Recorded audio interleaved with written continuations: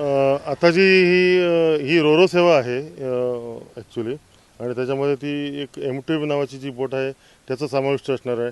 पण हे सगळं हे आमचे बंदर मंत्री आणि जे महाराष्ट्र मॅरिटाईम बोर्डाचे अध्यक्ष आहेत आदरणीय नितेशजी राणे यांच्या संकल्पनेतनं आणि त्यांच्याच प्रयत्नातनं हे सुरू आहे. आणि हे काम त्यांच्या इच्छेनुसार की हे लवकरात लवकर व्हावं आणि ह्या कामात कुठलाही अडथळा येऊ नये अशी त्यांची इच्छा आहे. त्याच्यामुळे हे काम युद्धपातळीवर सुरू आहे आणि सध्या हे काम 8 दिवसापूर्वी सुरू झालेलं आहे. आणि 8 दिवसामध्ये जी प्रगती कामाची आहे ती खूप म्हणजे वाखाणण्याजोगी प्रगती आहे. कारण ते जेट्टीला अटॅच करून फ्लोटिंग जे आहे ते पांटून्स लागतात ते पांटून्स लावण्याचं काम सध्या सुरू आहे.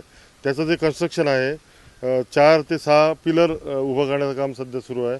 मोठ्या मशिनरी आलेल्या आहेत आणि त्या आज रोजीपर्यंत पिलर टाकण्याचं पायलिंगचं काम पूर्ण झालेलं आहे. आणि लवकरच साधारणपणे एक 10 ते 15 दिवसामध्ये पांटून्स लागण्याची शक्यता आहे.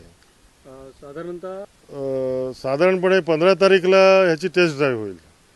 15 तारीखला टेस्ट ड्राईव्ह यशस्वी झाल्यानंतर म्हणजे ही भाऊच्या धक्क्यावरनं 15 तारीखला सुटणार आहे बोट आणि ती डायरेक्ट विजयदुर्गला मध्ये एखाद दुसरं बंदर करून येणार आहे. मध्ये काय फारशी अशी जास्त बंदरे नाही आहेत आणि पुढे गोवा वगैरे हे ठेवलेलंच नाही आहे, म्हणजे इश्यू ठेवलेला नाही आहे.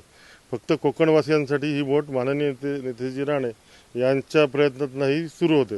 तर हा जो विषय आहे 15 तारीखला ती टेस्ट ड्राईव्ह झाल्यानंतर साधारणपणे एक चतुर्थीच्या आधी 2 ते 3 दिवस आधीपासून ही बोट सुरू होणार आहे.